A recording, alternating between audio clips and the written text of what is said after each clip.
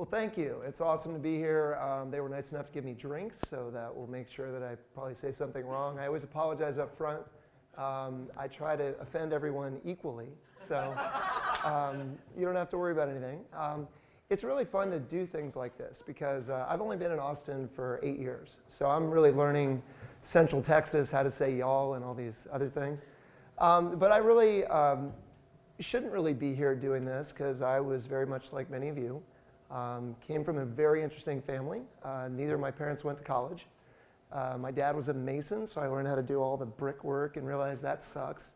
That's a lot of work.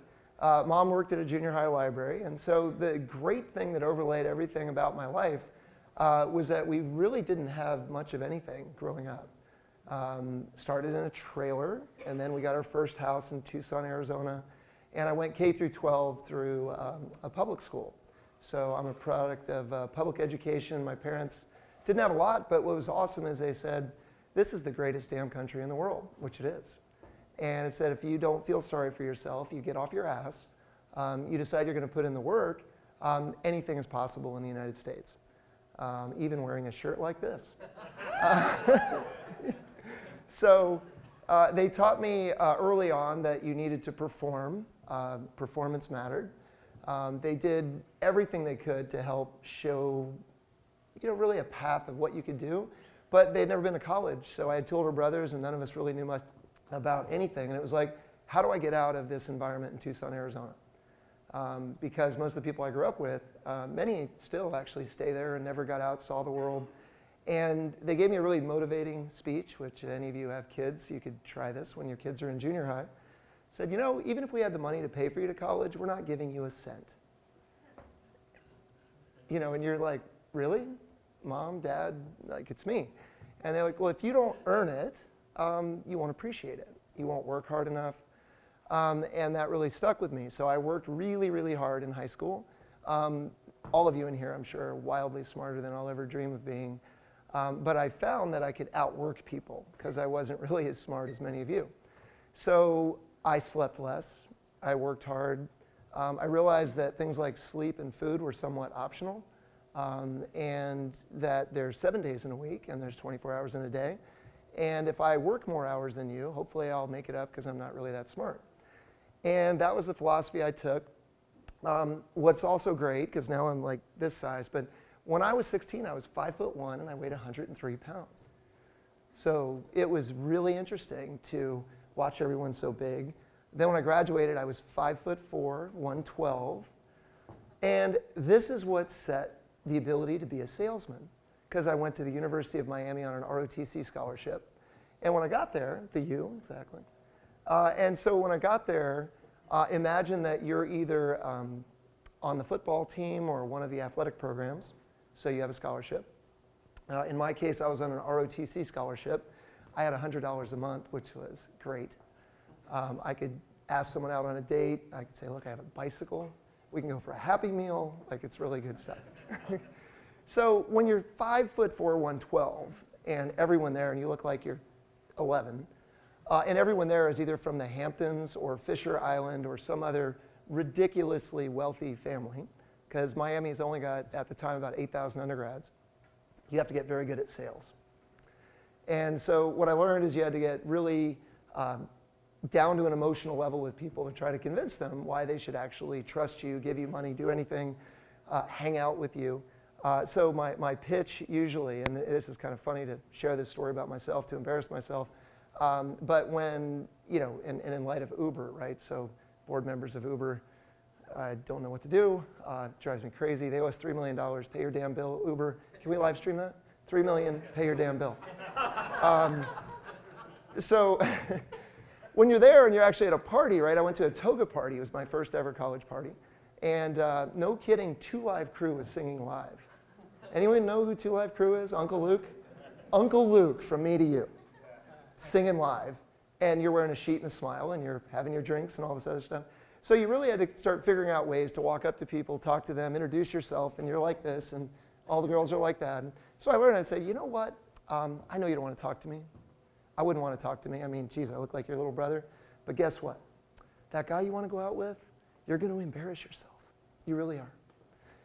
I'm safe. You don't have to talk to me. You don't have to call me. We can just kind of hang out. I want to make sure that for the guy you really want to be with, you're ready. So out of every 5 people you try that with, 3 walk away disgusted, of course. 1 is confused. And then 1 has that sparkle in her eye. And you realize, oh yes. So anyway, I'm going to get to the serious stuff. But you have to have a lot of confidence when you do stuff. So people are like, are you nervous going up here to do this? No. I got to eat today. I got to sleep last night. I get to see my family when I'm in Austin, and nobody's shooting at me. You know, someone asked me yesterday, like, what was the greatest thing that happened to you today? I said, I woke up. Genuinely. There's a book I want you guys to all read. We're all doing it at Phunware. It's called Reflections on Positivity and Happiness. It's actually Reflections on Happiness and Positivity. It's by His Highness, which is important to say. It's actually the ruler of Dubai, talking about the story of how 2 sheiks 50 years ago that had more money than you could imagine, that had no desire to really have to do anything, took it upon themselves to transform the desert into Dubai.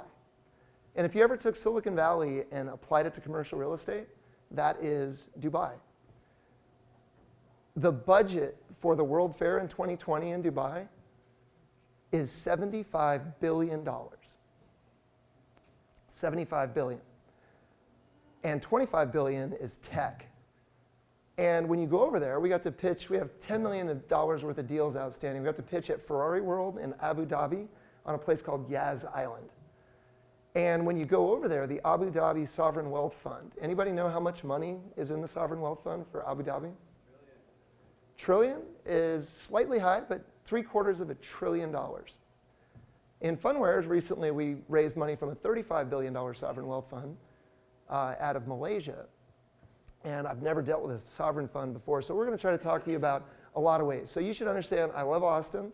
Been here 8 years, but I spent 12 years before this, split between Silicon Valley and Newport Beach. When you ask, like, how did we set up Phunware, we did what every good person should do with a company. We picked San Diego, Newport Beach, Austin, and Miami, Florida. Because why would you want to be cold? And every time you visit the offices, you're in a great place.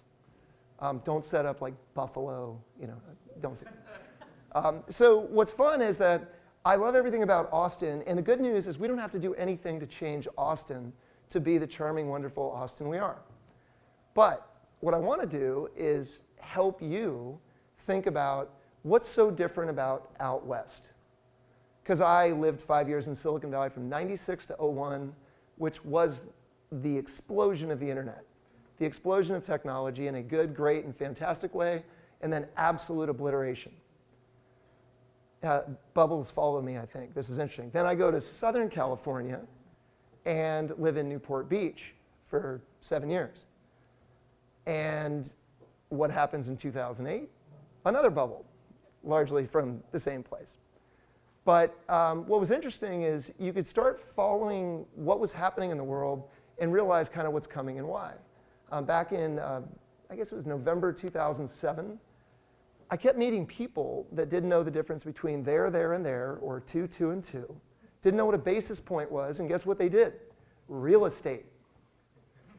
And I was like, oh my God, like, you're driving a Lamborghini, you've got a Ferrari, you don't know what a basis point is. And you realize that you couldn't quite figure out what was going wrong, so you said, you know what, let's list our house, let's sell it. So sold in 2 weeks. You, of course, wait till January 1st so you can reduce the capital gains exposure. And then rented a place on the beach for about 6 months, waited kids to get out of school, move over to Austin. The only thing I could have done better was probably rent for 6 months, but bought a place. And then, of course, 2008 happened. And the world blew up. And then you feel like, wow, trusting your gut's good. Paying attention to what's going on around you is important.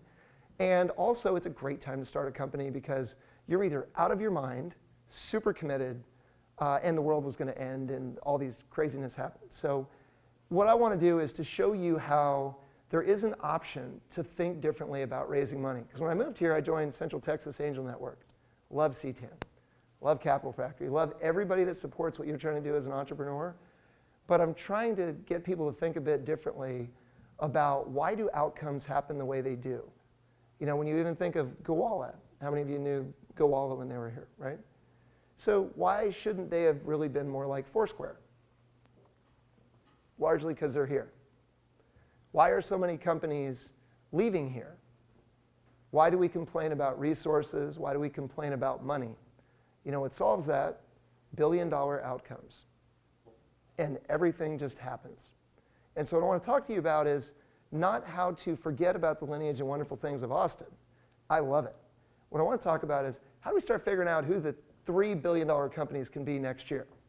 And how does the entire ecosystem, instead of just focusing on economic development to bring Apple, Google, Facebook, and all these companies to Austin, how do we focus about all of you that are already here and help you grow and become big companies? Because there's one company in Austin that got to a massive pile of revenue, you know, billions of dollars of revenue, Dell, right? Name another one, there isn't.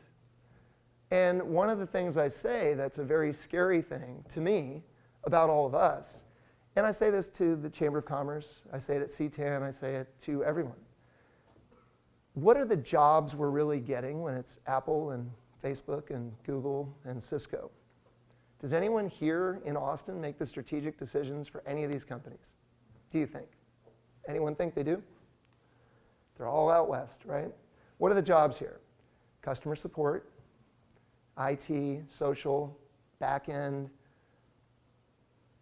all sorts of finance, accounting, but not strategy. It's all out west. The biggest thing that I'm fearful of is that we run the risk of being Silicon Valley's white-collar bitch, right? This is where the cheap stuff is. I want it to be better than that. I know you want it to be better than that. So what I want to do is to share some stories about how we went about getting from zero to $100 million, but being based in Austin, and the methodology of how that happened, because only about 7 million of this 100 came from Austin.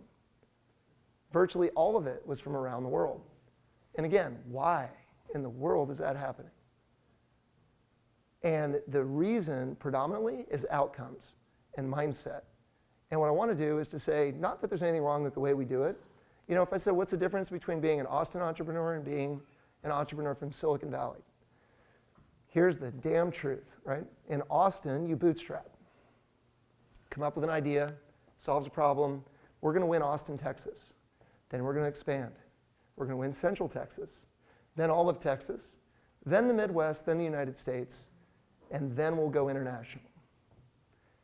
What was I taught as a first-time entrepreneur and guys like Ron Conway in the original SV Angel Fund when I was out of the military and just started knowing nothing about anything in Silicon Valley? What I found out very quickly is that you sit down and say, what's a huge problem worldwide?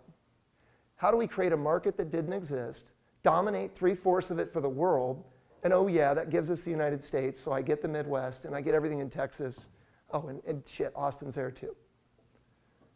Do you think about how fundamentally different it is to think those two things in the same idea?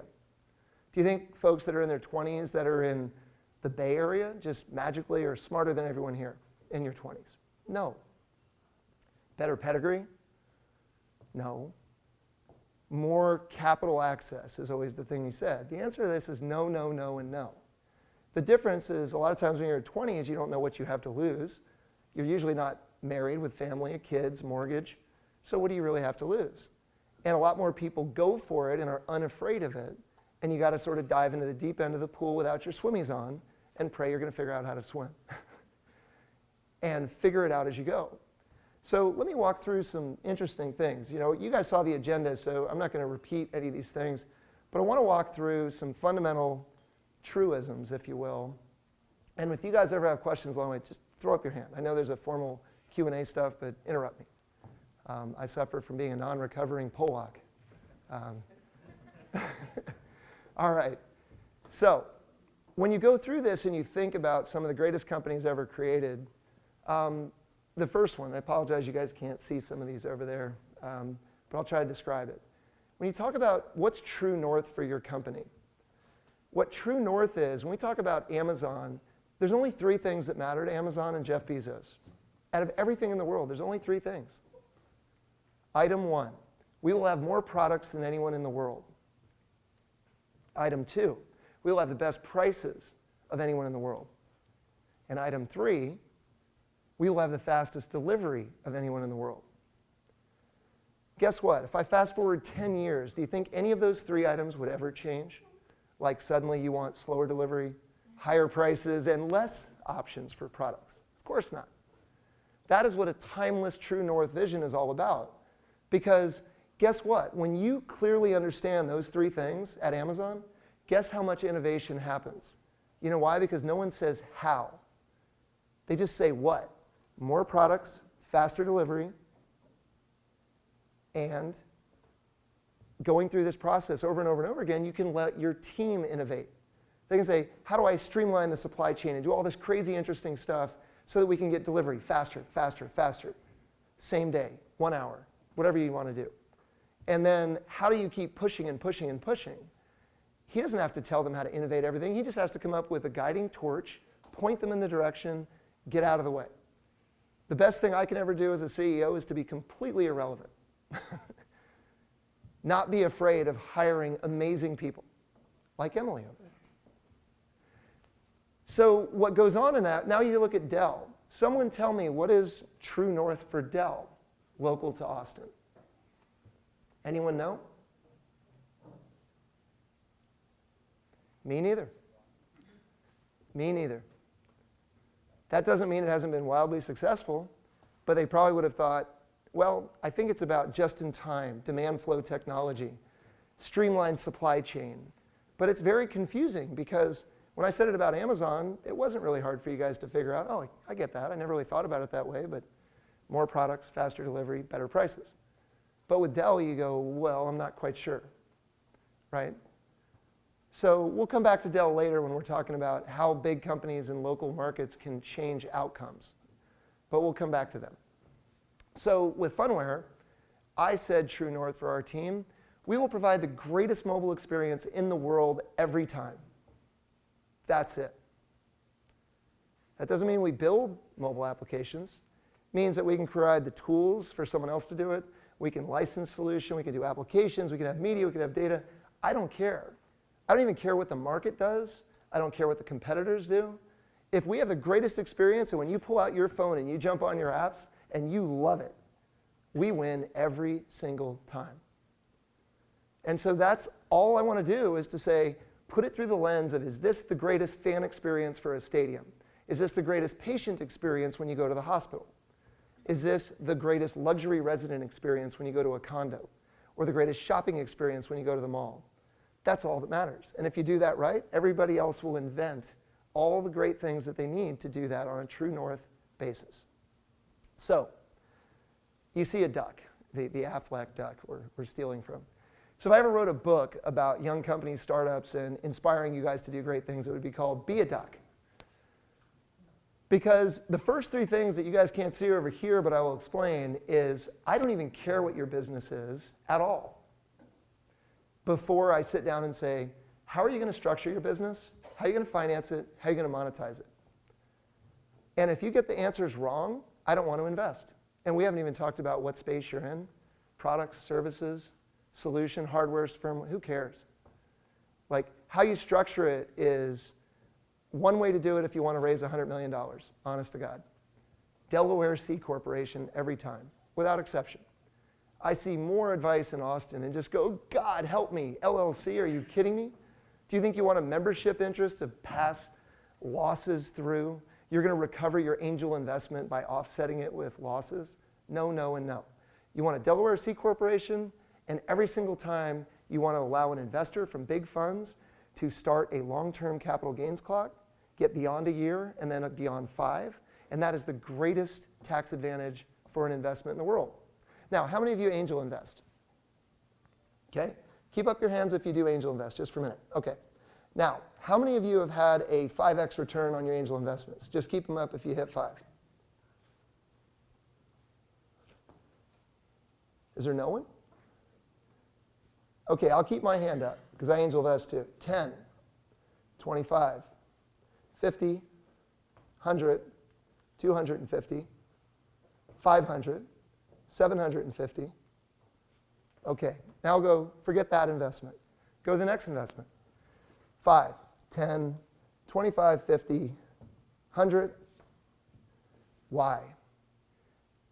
Many of the reasons this happens here is people are impatient, and we'll get into that. The investor climate is different. People are focused on the wrong thing. You invest angel money to get massive returns. If you're going to try to get a 2, 3, 4, 5x return, my God, buy options, do something in the public markets, you have full liquidity, no pain, none of that. But what you have to understand is even if you do a friends and family round and your mom gives you money, she wants $5 or $10 back, trust me, for each dollar, even though she loves you. Everyone you meet, if you take $1 from anyone in your life, you're not in control. And guess what? You shouldn't try to be in control. In every company I've ever started, and we've sold one to Cisco Systems, we've sold one to Level 3 Communications, we've sold one to Internet Security Systems, and then IBM bought them. I've angel invested the first money into Vonage when it was called Minex Holdings. I have a 5-cent cost basis in Ring Central. I have invested in Bizarre Voice locally. I met Brett when I first got here. We could have a lot of discussions about what's been going on and that, and we'll come to them soon.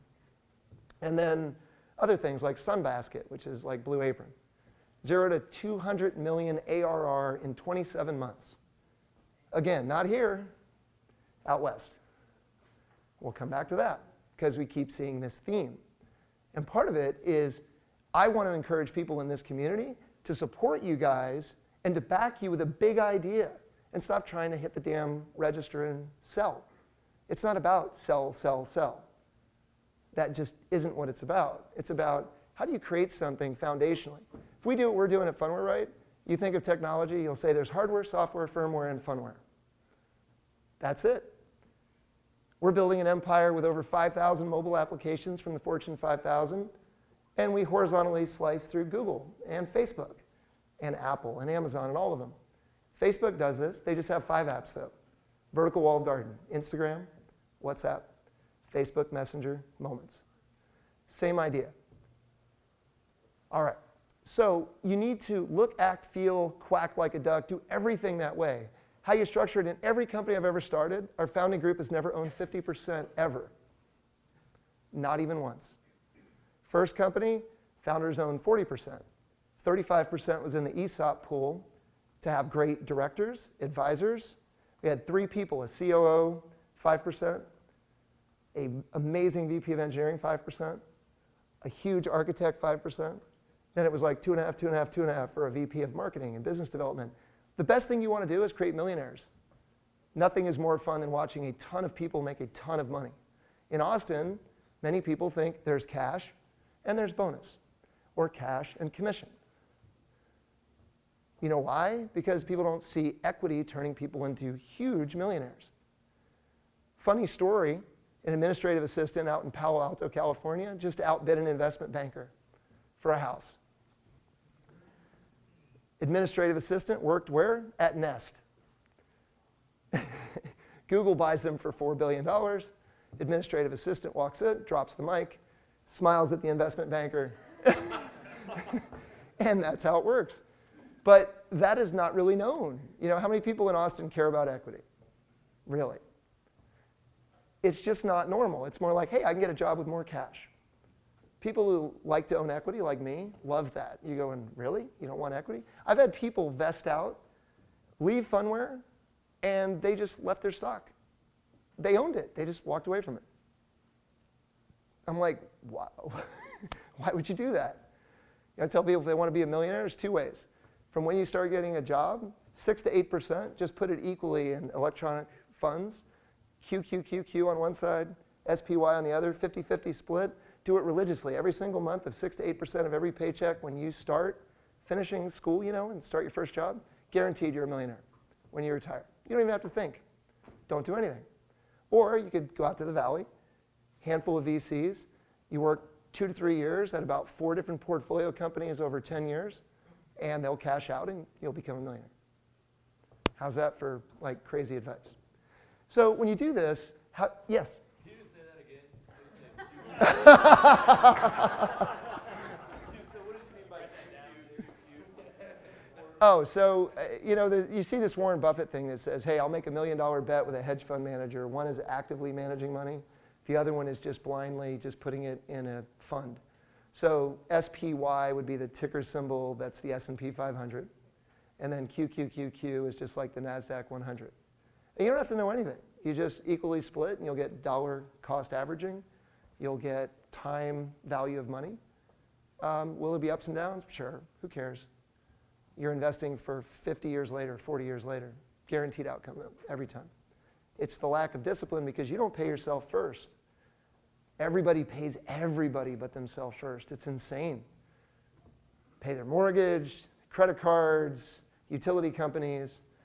Start with the first 6 to 8% for you, and then start with everyone else. Guaranteed. Simple. Make sense? Yes. All right. Now you can use Robinhood if you want, and they won't even charge you for the trades to buy the shares. Just download the app, put the money in, free trading, bingo. And you just keep religiously doing this. All right. So when I say how to structure it, that's that decision. LLC, C Corp, S Corp. C Corp is the way you want to pick. S Corp is designed to not make money. That isn't good. That's where you distribute all the cash at the end of the year if there is. And LLCs are really for funds or your own personal investment vehicle or people who have clients, not customers. If you're a tech company, I would say all the folks that work for me, we talk that we have customers. We're an enterprise software technology company. We don't have clients.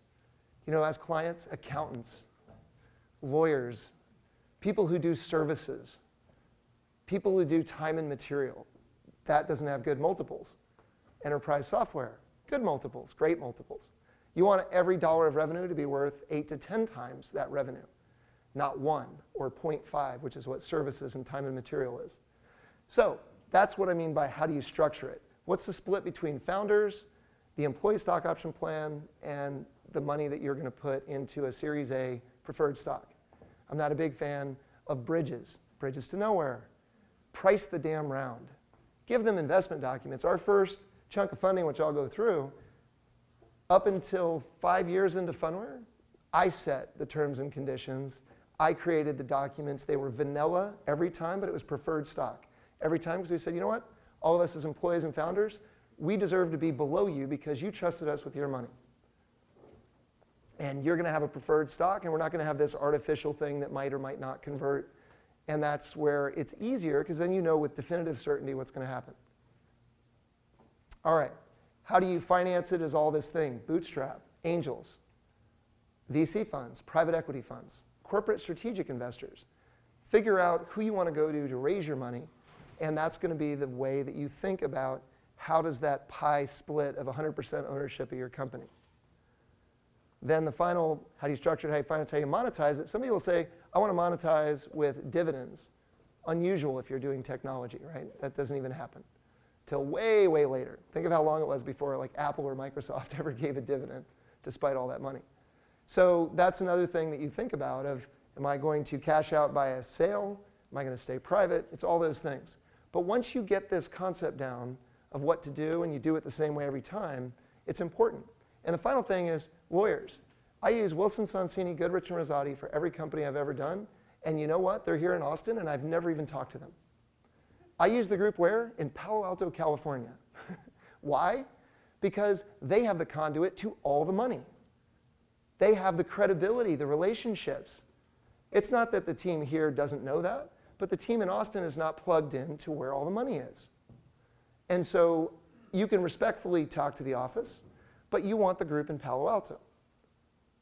And if you have them, guess what else you have? In your first round of funding, every single time you'll probably see no less than $25,000 and up to $100,000, they will invest in you as a new customer.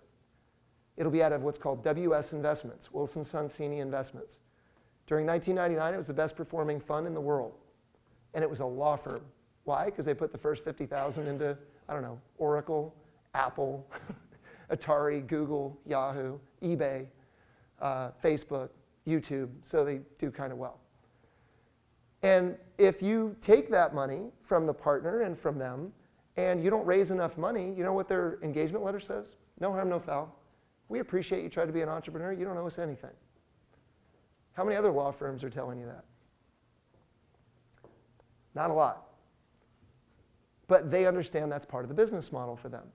Final thing is, if you're going to have an accountant, you're not looking for cheap. You're not looking for cheap lawyers. You're not looking for cheap auditors. You pick one of four every time. Ernst & Young, KPMG, Deloitte & Touche, PricewaterhouseCoopers. And I know your argument would be, well, God, they're expensive, just like Wilson's expensive. You're right. But guess what? As you start raising money through rounds, guess what happens during the data room due diligence process? It is amazingly streamlined because they go, oh, Wilson's been your lawyer since you started. Now they know your bylaws are right, your articles of incorporation are right, all your corporate charter documents are right. And when we did the Sovereign deal, they actually hired Jones Day to go after Wilson Sonsini and see they did it right. They hired KPMG to go after Ernst & Young. Then they hired all their teams domestically and abroad to then look at us even more.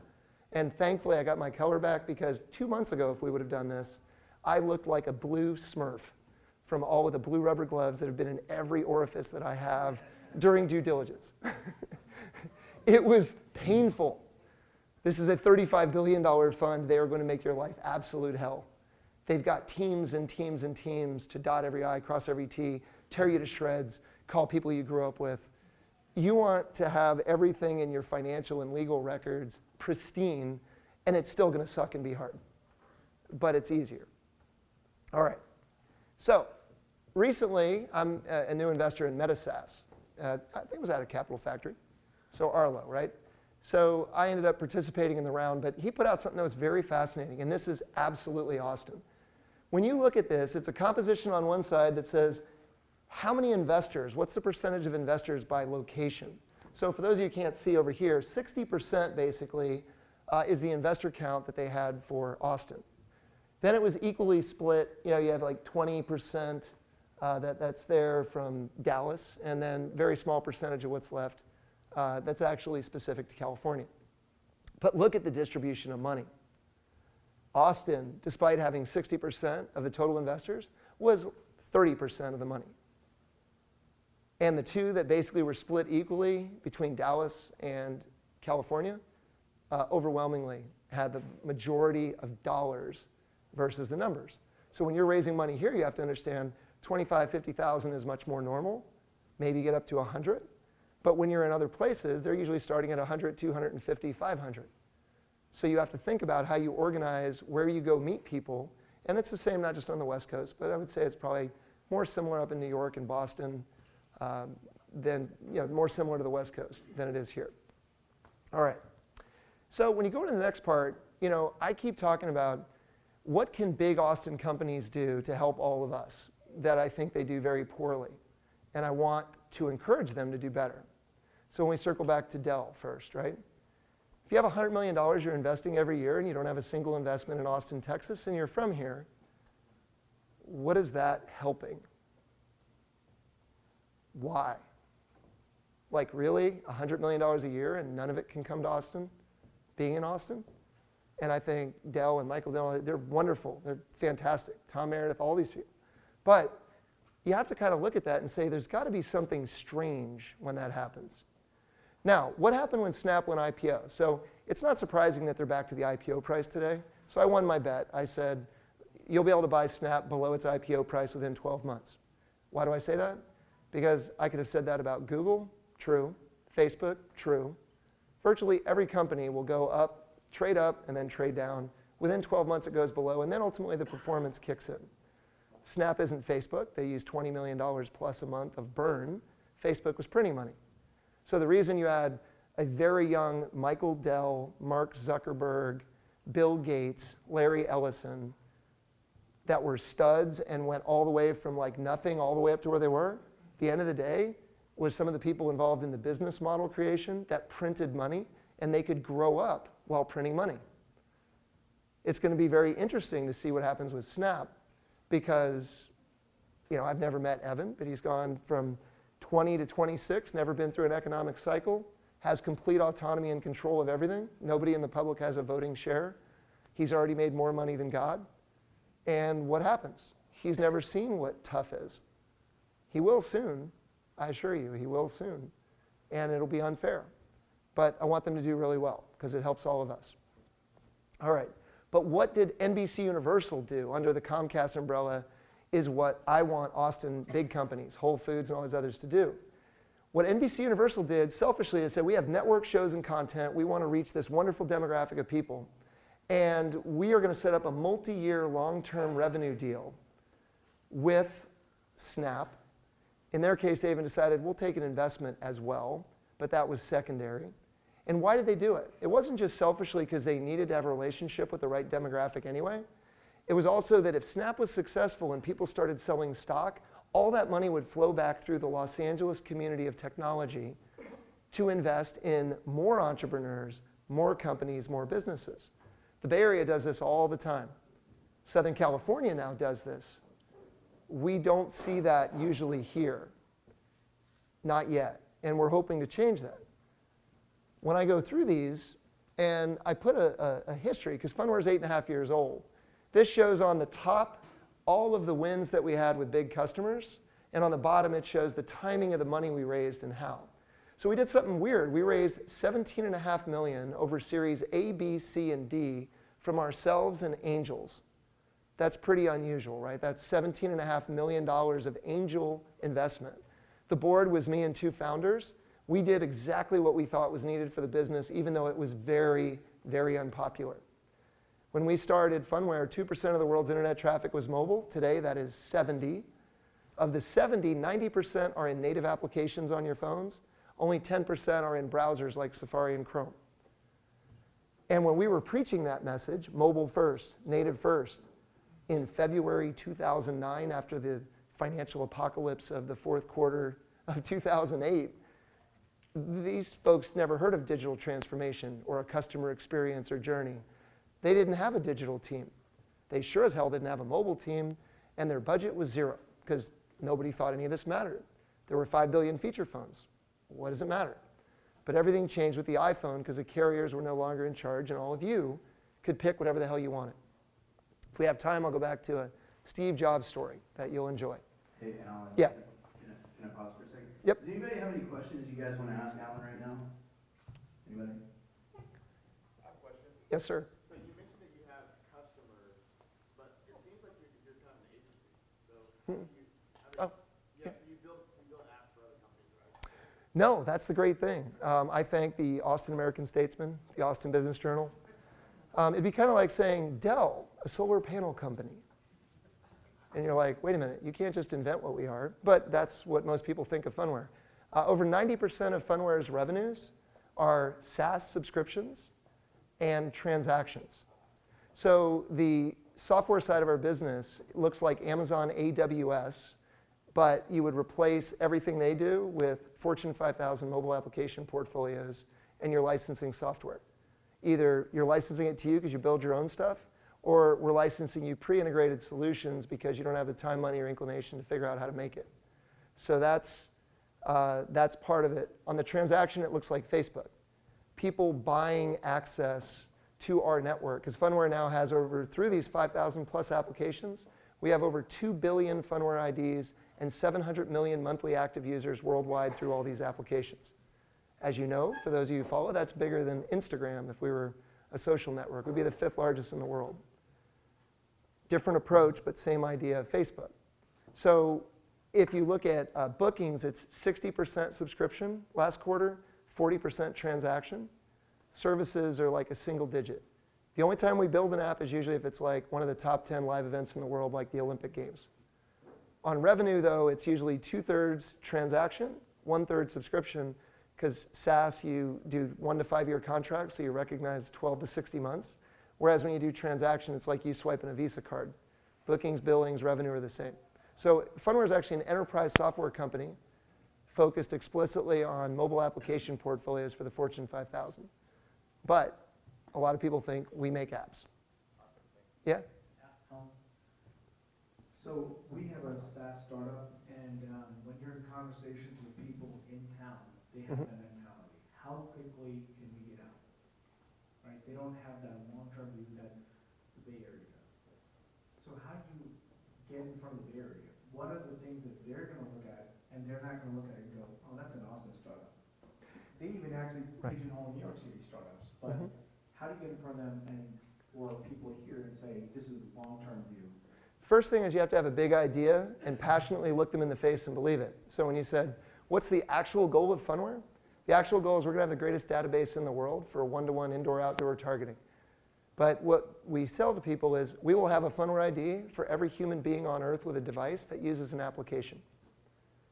Now think about that. That's a pretty ballsy thing to say, right? Every human being on Earth that has a device using a mobile application. Now, when we started, I'll assure you, I got laughed at too, and I've done this a long time. You know, I went to Georgia Tech for grad school in engineering. I did an MBA at Berkeley when I was out there, because remember we said we don't have to sleep. Keep that. So the whole thing was basically, you have to have a really big idea of what you're going to do to solve a global problem to change the world, and you can't fake passion. You should know everything about, like, I don't really need any of this stuff to tell you everything about Phunware. You have to assume the teleprompter's going down, this is going to fail. You just have to know your business and be passionate. We had a local investor here I never knew in my life before I moved.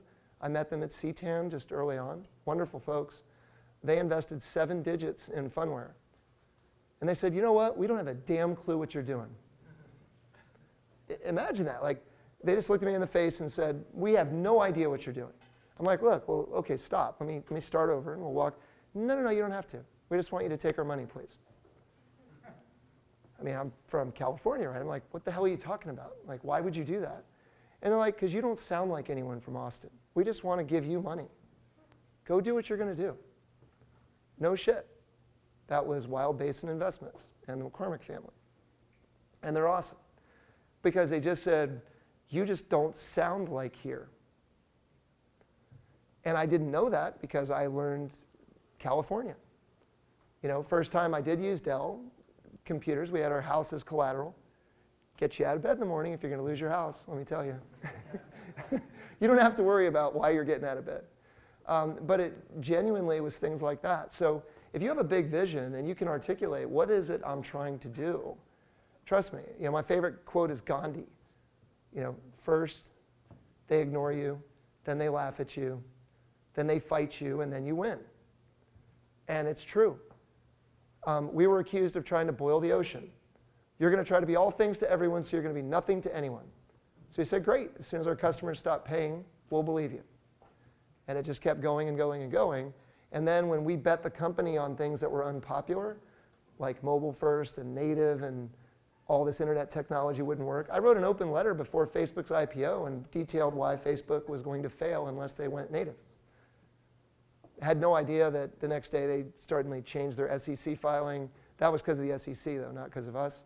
But he basically said, I mean, you remember it, right? It was crashy, it stuck, it didn't work right, the stuff didn't sync right, you were just pissed off, but you used it anyway.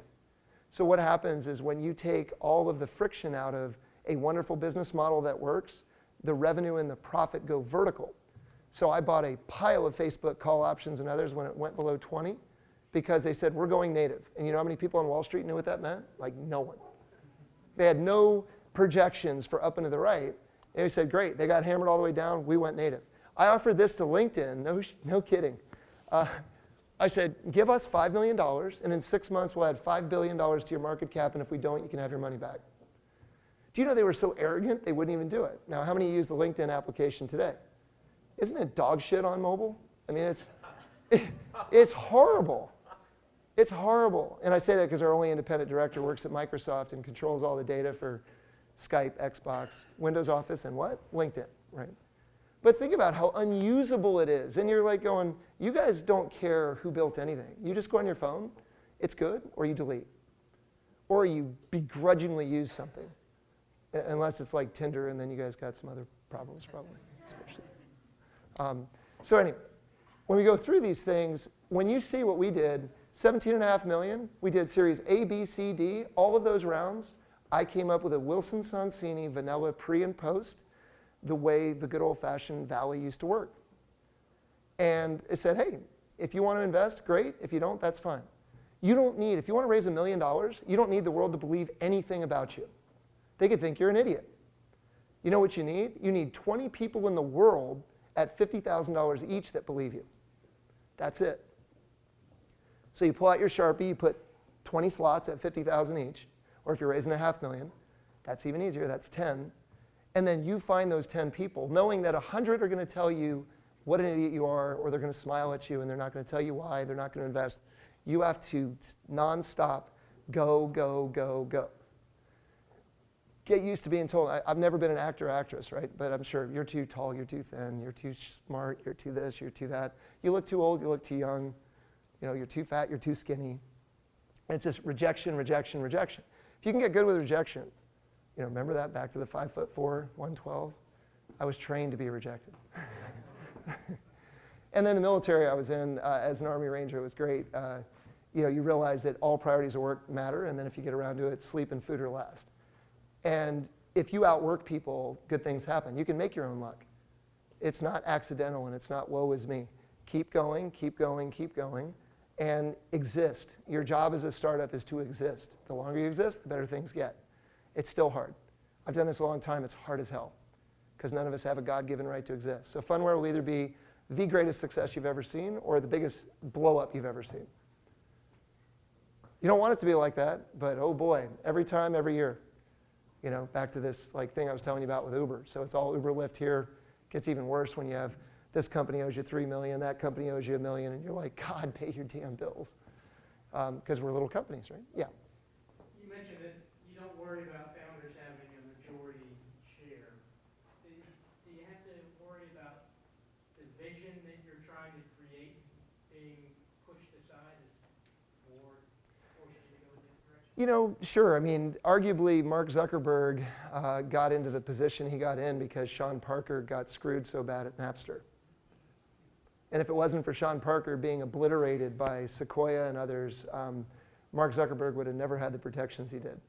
And there was a whole thing that happened with other companies, Zynga, Uber. You know, part of the problem right now with Uber is that, you know, nobody on the board can force change. It's the same with Snap. Like, if you have 2 people that control it and there's no public voting, how do you make a change? They just say, I'm not going to do it.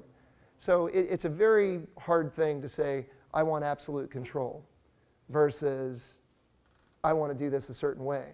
The biggest thing I will say, no matter what, is you will have your investors back you and support you through good times, amazing times, crappy times, if you're open, candid, and wickedly transparent with them always.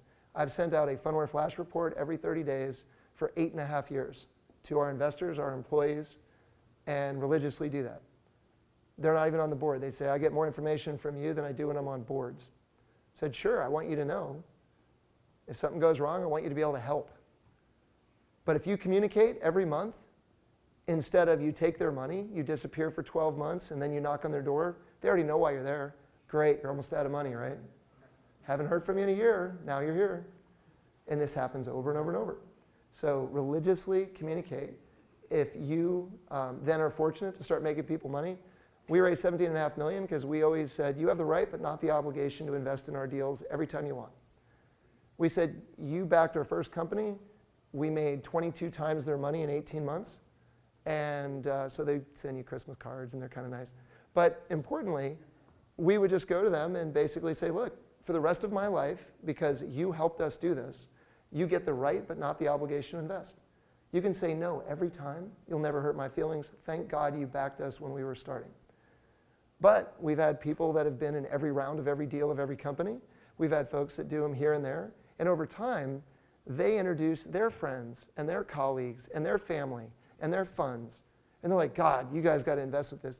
I've gotten more investment from people I never met, from people that know people that know people. And they've heard all these stories. And because you say, look, I can't guarantee outcomes, what I can guarantee is I'm going to work my ass off. And we want to make you money. Because if you don't make money, we don't make money. And that's just a different kind of mindset. Make sense? All right. Any other questions before I go to the next one? All right. Anyone bored yet? All right. I'll try to say something really obnoxious once you're bored. Okay. So this is the thing where I was talking about Austin. So when you look through this, like if you guys could see from the other side, this is like a who's who by vertical of the greatest companies on the planet. And we're blessed to have all of them. So when you can't see over there, sports, World Wrestling Entertainment, NBC Sports, NASCAR, AT&T Stadium. We owned, down to the source code, the NFL mobile application for more than 5 years until Verizon paid $1 billion. Oops, we didn't have that. They bought the rights. Real estate, Wynn Hotel in Vegas, all the way through CBRE. Maras is actually His Highness's holding company of all the properties in Dubai. Then you go into retail, Lowe's, Kohl's, GameStop, Cabela's, you name it. Media and entertainment, anything on your phone, we've probably been involved in either managing, creating, powering, monetizing, building the audience, scaling. A lot of the ride-sharing companies came to us because of our 700 million users. And so in 30 countries and 200 cities worldwide, we help people like Starbucks, and we've helped Hotel Tonight and Uber and Apple Music and Facebook build their audience. Because you have an experience, you bring it to life in applications, you build an audience, you engage and monetize it, you use data. And if you talk across applications, media, and data, you touch everything that matters on every one of your devices. And so this is great, but when you look on this, guess what? Where is anyone from Austin, Texas? Like, I sit on here and I'm like, wow, we can work with CBS, NBC, Turner, Fox. Every single property of Fox is all Phunware. All of it.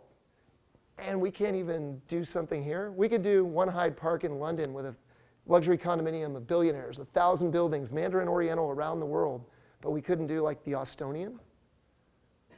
So, yes? So, I feel like I'm being convinced to not stay here in Austin. All right.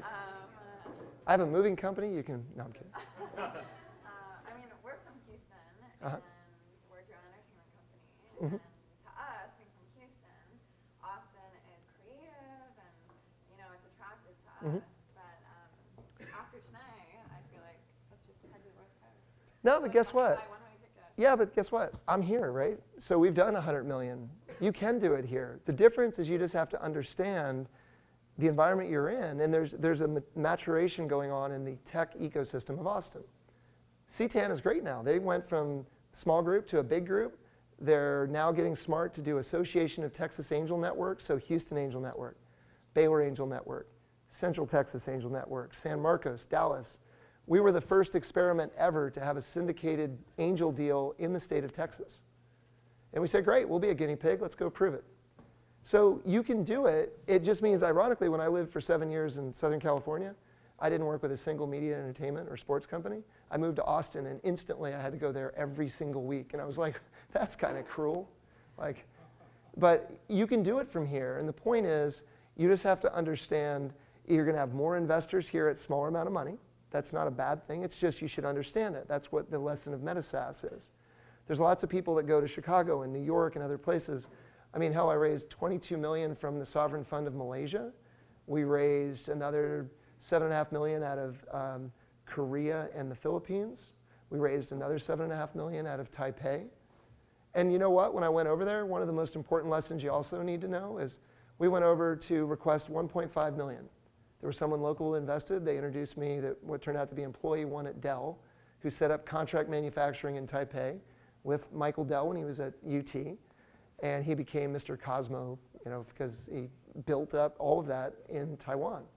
Now, I went over and he assembled all these people and walked in.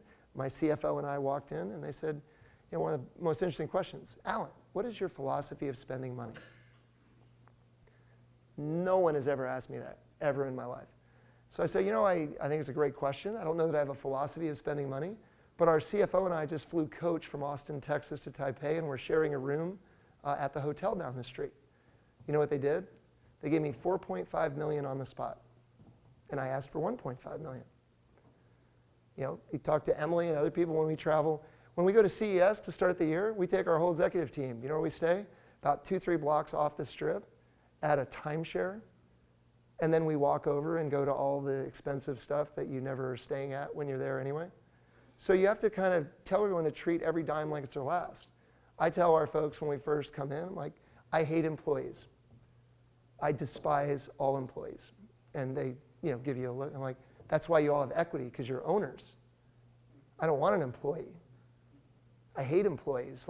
I want somebody that says, I want equity plus base plus incentives, and we're going to go kick ass and take names and do well. Yes, So, sorry to keep this going, but so why should we stay here? because I'm here. Good answer. No, I'm kidding. I'm kidding. You should always be wherever you think that is going to be best for your business.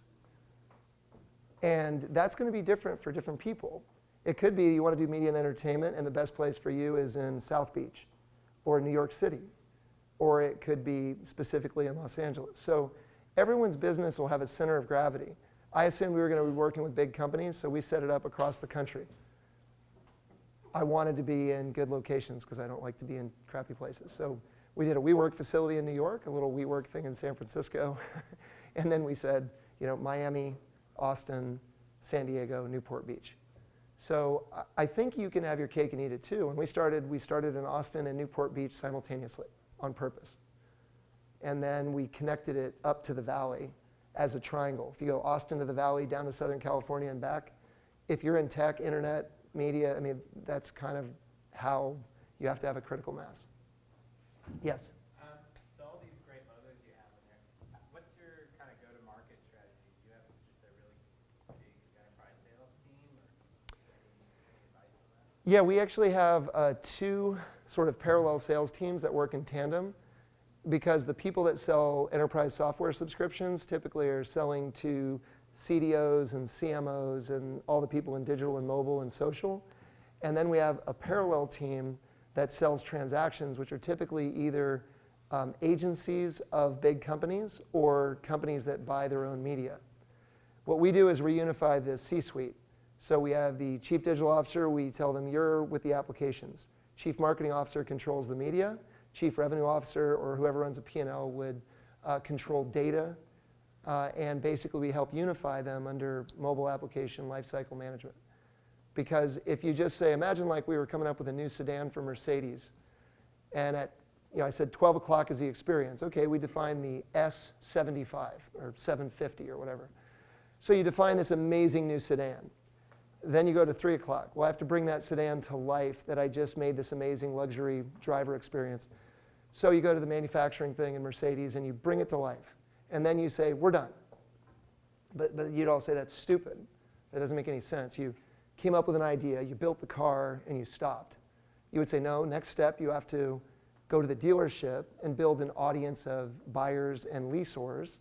And then after that, you have to do aftermarket support, close the loop, and actually touch those folks. They have a great experience. And then when you go back to the start for your next car, when you're done with it, you want them to buy another Mercedes, not a Lexus or a BMW.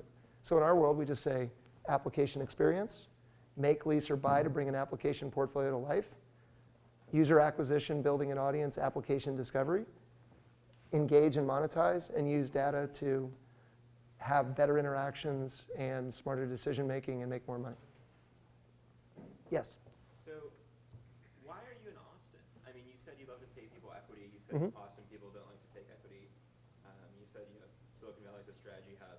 It seems like you guys are really thriving on strategy. So, what was it about Austin that made you choose to be here? I lost one of the biggest bets in a poker tournament. No, I'm kidding. No, seriously. So I had 4 kids, and my kids were growing up in coastal Orange County thinking that that was normal. And it was like, wow. The other thing is after selling a company and wrote the first check to the state of California, I said, oh my God. It's like we could be on a small island right now with. So it was a combination of, I thought it would be better for them to grow up not thinking everybody drives a Ferrari, Lamborghini, and has a staff looking out at the ocean every day. And that was part of it. The other part was centrally located. I don't know that I could live really anywhere else in Texas, but Austin I think is good. And for me, it was great because the economics of it were there. And honestly, anywhere you can plug in a computer and you're traveling so much anyway, it didn't really matter. Thank you. Yeah. You answered my earlier question with belief, right? So let's say you have belief. 20 years ago, you needed an idea, you get funded. Then it was, you got a minimal viable product, you get funded. Then you had to have some traction. Today, traction is even a higher bar barrier. What's traction today? Do we have to have it to get funded? And if you can define what traction means to you. Yeah, there is no right answer. A lot of times when you're hearing that response, they're not being truthful. They don't believe in your vision and they don't want to back you. They'll say all those other things because it sounds a lot better. It lets people down a little less. I've tried to sit down with folks and say, like, you know, everything that you're doing influences the outcome of who backs you. You can fake a lot of things. You can't fake passion. You can't fake being genuine, authentic. You say, like, corporate culture. It's like open, candid, transparent, brutally honest. And so I think it all starts with what your vision is. Hell, there was a Series A round that was $102 million announced yesterday, right? And when you go through that, it is frightening to say, okay, do you think they could justify it based on financials? Do you think Snap justified it with financials? Snap couldn't have been built in Austin. Other companies are being built great here. So it's really, you have to really, really think through, what is that 12 to 15 slides? How do I know every little thing? You know, who are me and my team and my company? What is the big problem I'm trying to solve? What is the solution I've delivered? How big is that market? How bad am I going to crush it? What do the financials look like? What's the investment opportunity, the use of proceeds, and done, right? And when you walk through and go bam, bam, bam, bam, bam, and that looked like a duck, when we were 5 employees, that was a test. No, 5 owners.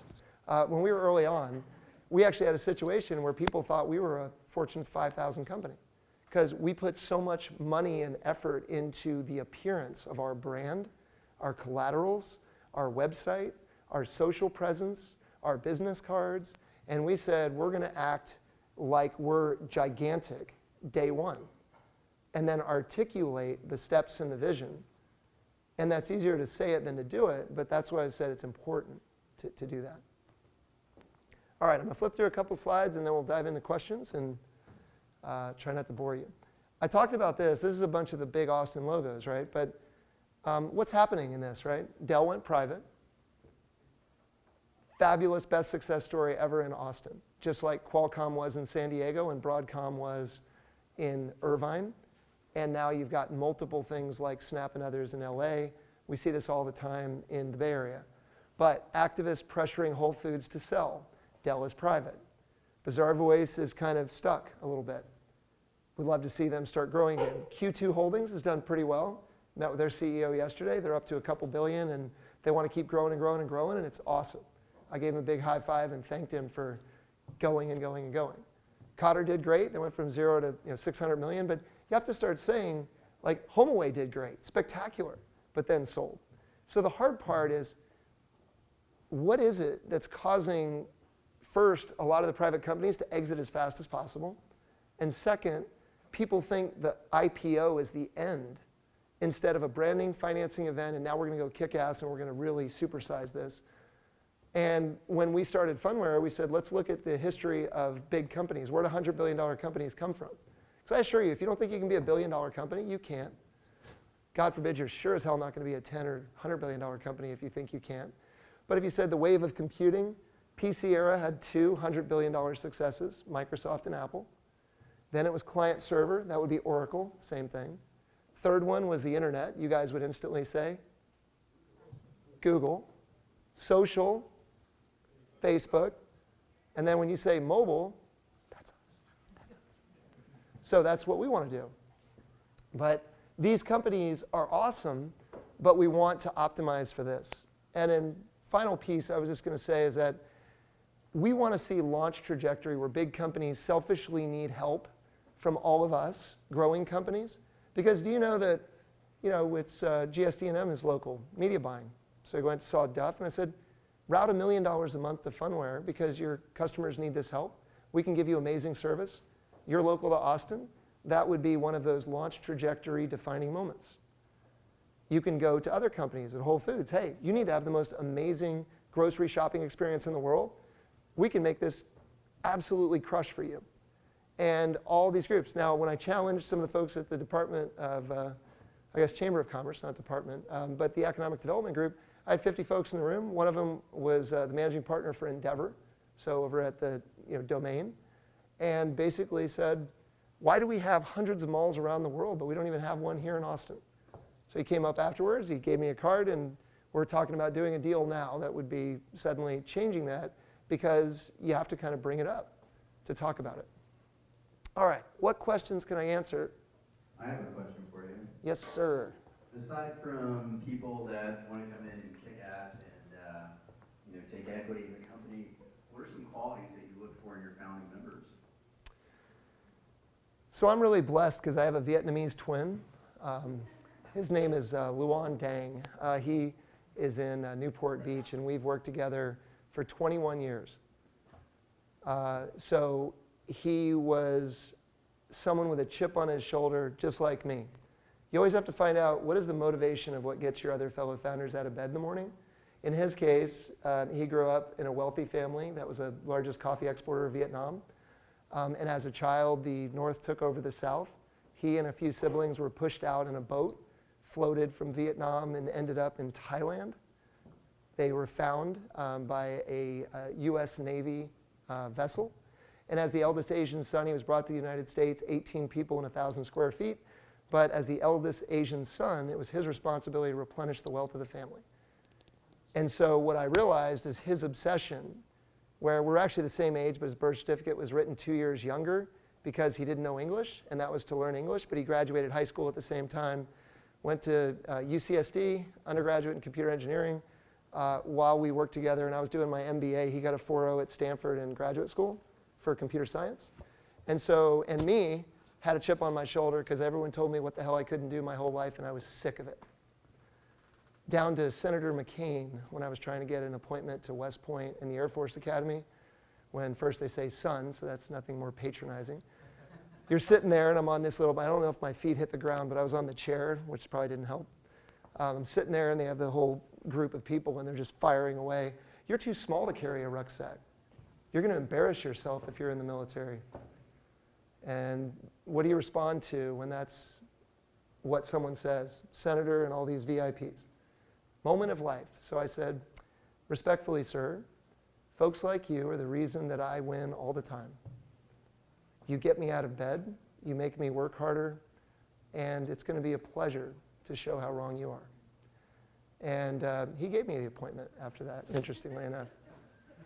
So I think with founders, you have to know first and foremost, not only just your founder is in it to dive in the deep end of the pool, like I said, but you damn well better make sure your spouse or your girlfriend, boyfriend are on board, because this life has consequences if everyone's not aligned and on board, because it will impose on your life 24/7. Yes? Is it possible that the Austin pressure to exit early is actually a rational response to the risks involved with the Fed? I think to some extent it makes a lot of sense. Nope, I disagree. So I respectfully disagree, but no, it's just a mindset difference. It really is. Like, do you think? But is it rational? Is it rational? I don't know. You can go through what's rational and what's not. I could tell you that, is it rational that when I went to business school, they teach me that diversification matters, that capital markets are efficient, when 2008 taught us all that every asset class gets sold off, even the good ones. Diversification didn't matter at all. And anyone who was leveraged had to force sell all of it anyway, because that's how the system was set up. So the rational response of saying, it depends on what the outcome. I think if you have an investment portfolio, it should be allocated to different asset classes. When you're in this asset class, the only reason I have any investment in this asset class is I want big outcomes. I can invest in a 401k for that, what I described earlier. I can put it in an index fund. I can have some real estate. I can have this stuff that I care about. But when you're doing this, that's what this is about. Okay. I mean, who got rewarded more? Snap for losing all the money, or someone who's profitable, making $1 million a month in Austin? Depends on what they did with the other, that's not a simple answer. No, I agree, and that's what I said, that we get all the stuff that there's nothing wrong with bootstrapping. You got to do what you got to do, but I'm just saying there's several different approaches. So in my world, if I'm investing in a private company, I'm investing because I want to see not just 10x, but 50, 100x returns. And if they are going to sell right off the bat, that's frustrating. You know, when I invested in Sunbasket, it was 10 million was the first round, 60 million was the second round, 130 million was the third round, 300 was the fourth round. The one right after that was just under $500 million. All of that happened, you know how fast? 24 months. 0 to 200 million of ARR, wonderful unit economics, great food. It's just a data science company masquerading as a food delivery kit. I encourage you all to buy Sunbasket. No. But that doesn't happen by accident. It doesn't happen very often either. Well, that's true. But why is it disproportionately happening? Is because the risk profile and tolerance. It's like me trying to do a bank deal. I went when we opened Phunware and I asked every bank locally, I want you to be our bankers. If you're loyal to us, I'll be loyal to you forever. Oh, what's your cash flow? We're starting this month. Oh, we can't help you. Why? Because they're used to oil and gas, royalties on real estate. Guess what? That doesn't help when you're in a technology spot. So it's not that one's right or wrong. I think all of these things are just choices. And I'm talking about an approach that says, you know, the go big, go home approach. I'm not saying that I'm right. Shit. I get terrified every day of the week that something's going to go wrong. It's no fun to have, you know, big companies owing you money, yet alone multiple big companies owing you lots of money. But it's just different. Yeah. As an entrepreneur, how do you follow industries which are different than your core specialization, like your enterprise software? So how do you follow other industries? And follow-up question would be, what do you think of IoT and VR? Okay. So the first thing is I try to consume a staggering amount of information all the time from everywhere. I can't get enough of like baskets and baskets of information, from as basic as something on CNBC or Yahoo Finance to Business Insider to Wall Street Journal to all traditional, you know, alternative facts and one side and what on the other? No, we have, you know, we have both sides. But anyway, I literally try to just consume as much information as humanly possible. I try to follow everything that goes on in the heartbeat of the stock market and why. Because ultimately, the capital markets feed all of these systems. And so I think that that's just a matter of I love to consume information and then try to figure out how to connect dots. Look for pain, and you don't have to know everything about an industry you're in. Like when I did my first company and we did a class 5 switch replacement, voice over IP, I didn't even know there was something called circuit switching and packet switching. They asked me what off-hook was, and I'm like, I have no idea. That was for the product manager job to, you know, do phones at Nortel. So I think you just have to say, I'm going to consume information from multitudes of sources. If you're playing the technology game, throw in all the ones from TechCrunch and VentureBeat and all the usual suspects out west. And then what you have to be able to do is process all that information. I mean, we were preaching mobile first, and nobody believed us. So you then have to find a balance between, am I being stubborn and foolish, or am I being stubborn and correct, and no one else saw this? So everything funded in our space is a point solution. Analytics, content management, advertising, this, that. We said we're doing the entire mobile industry in one company. That was very unpopular, by the way. Yes? So what still motivates you? I guess you could just sell out and retire. Is it the thrills, the fun, the money? I don't know that I would do another company from the ground up, just because I've done it for so long. I want to make Phunware really special, and that to be the last thing. It's part of it is fear. Geez, having 4 kids going to college, what the hell does that cost? I have one starting in the fall with a U, and you know, when you're looking at the price of what that is, you know, I have no idea what enough is enough or whatever. But it's actually, I love it. It's fun. I've got to meet folks like Emily that I work with every day, and she's one example of many that came in, worked at Phunware, and has worked up and up and up and up and up. And it's awesome to find people.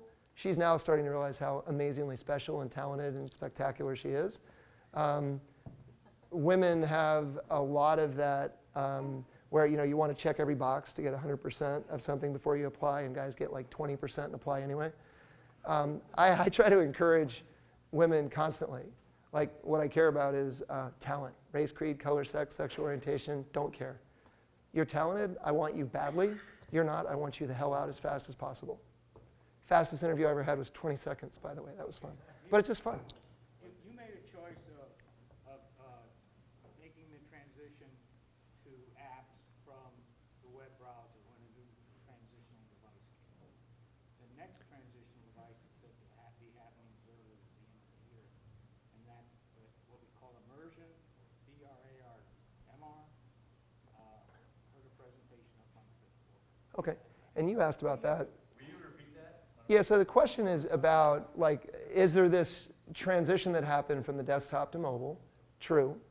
And now, by the end of this year or next, there's another transition happening from mobile. I'll respectfully disagree. No. So I believe that AR, VR, machine learning, AI are really wonderful things that help make mobile experiences better. And when you say, what is the interaction you're going to use, you're launching an application. When you're using augmented reality or virtual reality, those are just capability sets built into an application. Without the application, what AR are you doing?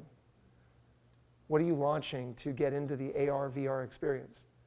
And then AI and machine learning are just algorithms and things running inside. We use machine learning to do indoor navigation, learn about routing and clusters and how to optimize. How do you get grandma from the basement to the 4th floor at Kaiser to go to an X-ray? With the network failing, no hardware, and you still have to do turn-by-turn directions even though everything failed. So some of those things are where machine learning, I think AI is going to be very big, but like the idea it's a panacea that, AI is going to be your doctor and you don't need a human being.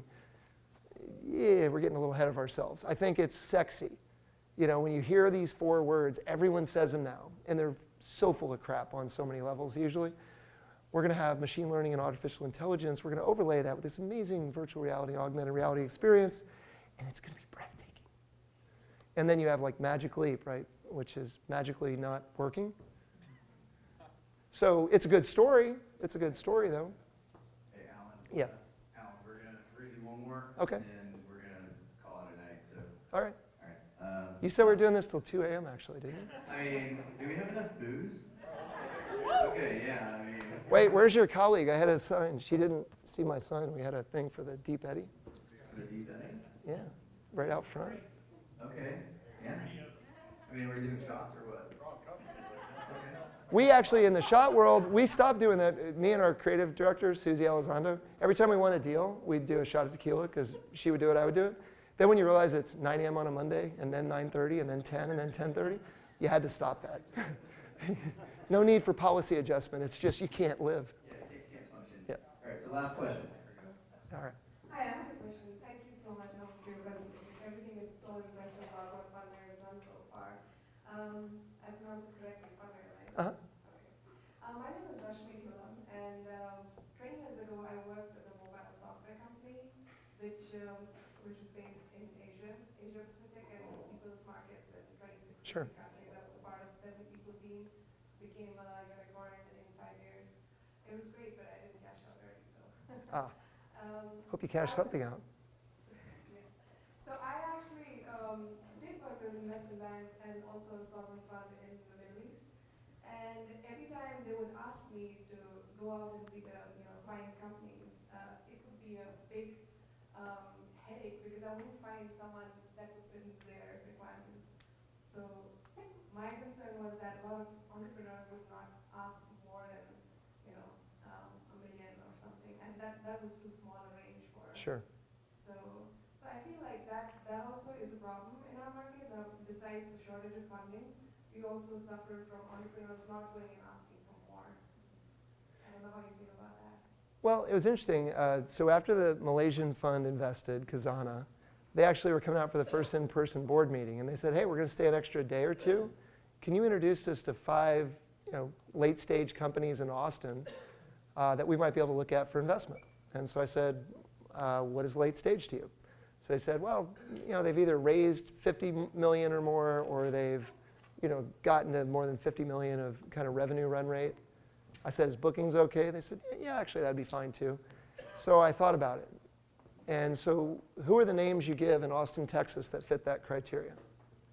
Can anyone name 5? Can you name 3? Herein lies one of the challenges, right? $35 billion I want to invest in Austin. Silence on the answer to that question. That was what prompted me to start talking about how does the community of Austin focus on helping create a $1 billion outcome every year so that we have 10 of them between now and 2025. The money issue, it's because we don't have enough exits at $1 billion or more. That's it. You want to solve it? Do that. The community can help. Dell, Whole Foods, AMD, big companies that have real needs, they can help create the outcome. The same way that NBC Universal just did for Snap. They guaranteed them the revenue for the next 5 years because it gave them selfishly what they needed anyway, overlaid with the ability to help the local community. This happens every day of the week. In Voice over IP land, when I was in the Valley, we were 40 of us. We'd get together and help each other. Here, do you know how hard it is just to have CEOs meet each other? Everybody's like this. No one wants to say anything. I'm like, I'll tell you everything that we do. I'll send you flash reports. You can see everything Phunware does, and it's not going to help you compete against us. But I encourage you to be open. You want people's money. You want to trust. In the history of my startup life, over 20 years, the amount of times that I've been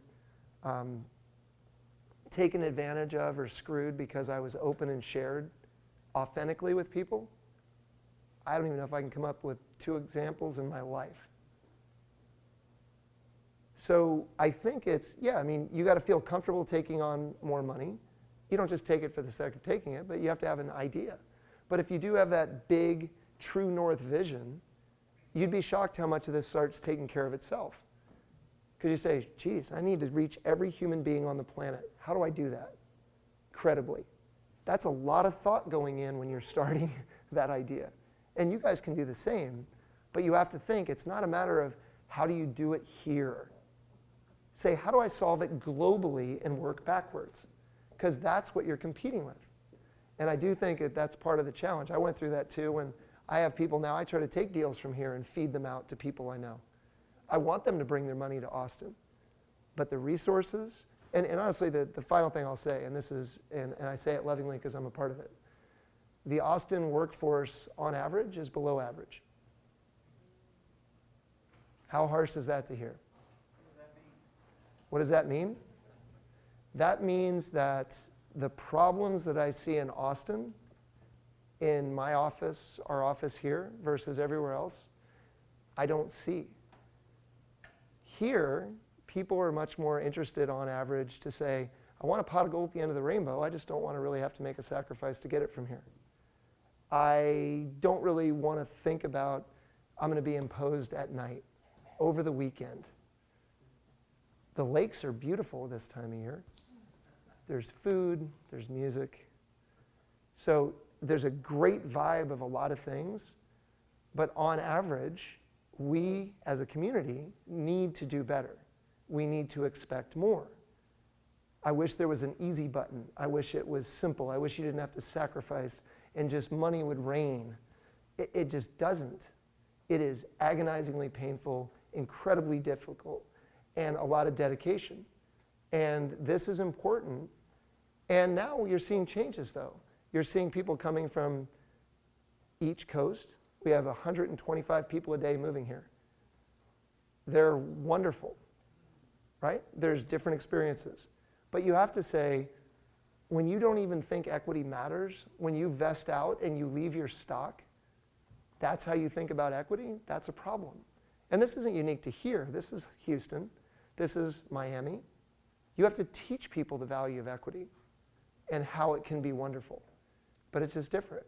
And so we spent a lot of time early on, and Emily could probably attest, all the time. We talk about it. We look at it. The bar's up here. If you don't want to be up here, I love you, God bless you, it's just not a good fit.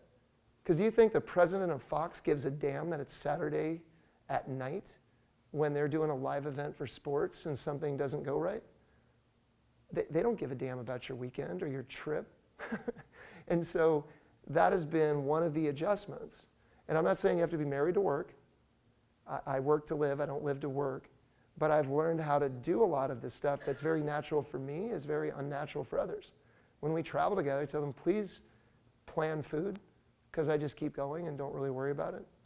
So that gets to be awkward. But Changes in latitude, changes in attitude. yes. We're just a little bit lazy in the. Well, and again, I'm not doing broad generalizations. I'm saying that when you want to look and people want to complain so much about, we don't have enough money here, you have to really say why. And it's the outcomes. And so we're trying to help from Opportunity Austin through everything going on in economic development to bring amazing companies here. And I'm thrilled that's happening. Oracle's coming. All the big companies are coming. That's great. But I want to see the city focus on all of you that are here, and let's grow them up. Let's create outcomes. You can create it. It happens in the Bay Area all the time. And I would have to add to what Alan's saying. And by the way, Alan, this has been amazing. Everybody, let's give it up to Alan. Thank you.